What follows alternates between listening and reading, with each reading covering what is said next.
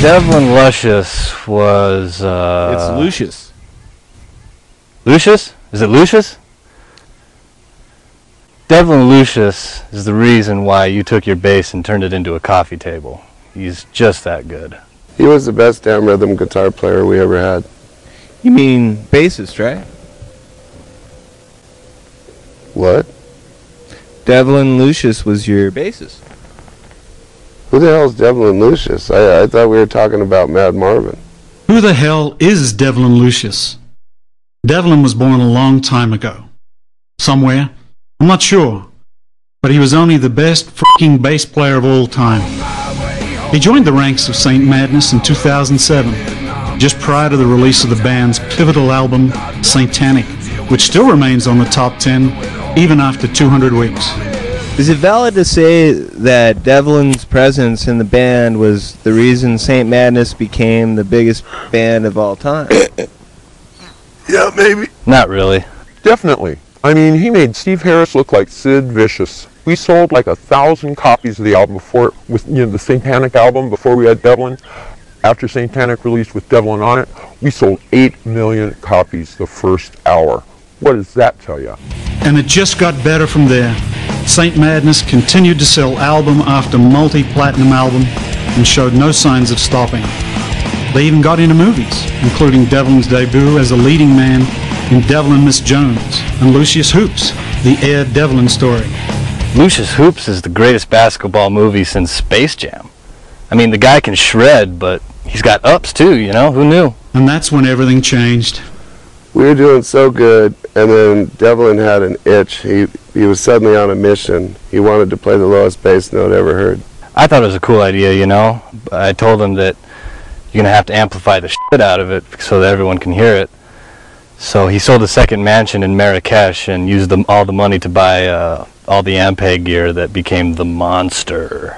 That thing was the biggest pain in the ass to set up. We only set it up that once for that one show, and it took 3 days and a crew of 40. 2 people died in the process of setting up that rig. Indeed, Devlin's bass rig quickly went down in history as the biggest bass rig ever, consisting of 1,000 Ampeg heads and 1,000 cabinets for a total 1 million watts coming out of 8,000 speakers. That was dangerous. It was just fucking dangerous. When I finally saw that thing, I shit myself. And I immediately regretted the decision, but it was too late. I mean, we all saw it. It was in the magazines and the news. When he came to the bass solo, he just ripped for a few seconds, and then he turned to his wall of amps and turned them to 11.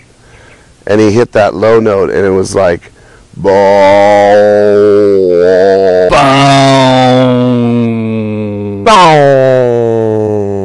And the note got so low that you couldn't even hear it anymore. All you could do is feel it. And it was like, then all of a sudden it's like, boom! And there was nothing left of him but his boots.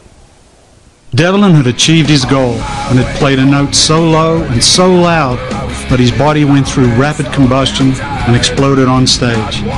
Surrounding bandmates Prophet, Christian Satan, and DK all sustained major injuries, ranging from broken bones to second-degree burns. Several of the audience members were afflicted by the blast as well. Well, you know, they say the brown note is a myth. I'm telling you right now that that's a bunch of bullshit, because everyone in the first 5 rows literally shit their pants. And in fact, we all shit our pants that night. I guess the one thing I can really associate with Devlin Lucius is shitting my pants. It's how he would have wanted to go. Although it's been many years now since that tragic day, the memory of Devlin Lucius still lives on in the fans, and the music which has immortalized him as the greatest bass player of all time. Fans like Josh, who keeps Devlin's memory alive by running the Devlin Lucius fan club, and memorial websites like devlinsnotdead.com. I had already started the fan club a couple years before he died. I even got to meet him once. And when I did, it was the most amazing time in my life. And then when he died, I ended up putting his face paint on. And I haven't taken it off since. I smoke 2 joints every day in tribute to him. 2 joints?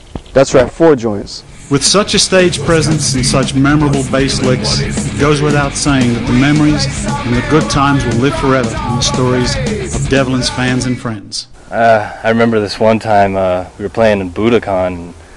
couldn't find Devlin anywhere. And finally found him backstage. He was beating the shit out of this guy. And apparently it was because this guy went in and detuned one of his bass strings. And I said, well, why are you beating him up? And he said, it's because he won't tell me which string it was. Yeah, that's some funny shit right there, man. Why is it that all bass players jokes are all one-liners? I think it's so that the manager can understand them. What's that website again? Devlinsnotdead.net. Isn't it .com? Oh yeah, devlinsnotdead.net. It's .com. Devlin Lucius, musician, artist, scholar, ninja, movie star, friend, brother. Happy birthday, you bloody wanker. So do I get a check for this, or how does this work? Many years ago today, something grew inside of your mother. That thing was you. Happy birthday, man. May the fleas of 1,000 camels infest in your armpits. Let Lionel lick Lucy's lusty leathers. Let Lionel lick Lucy's lusty leathers. Hey dude, you got an iron for my wrinkle stick? Like I said, I don't do video. Okay.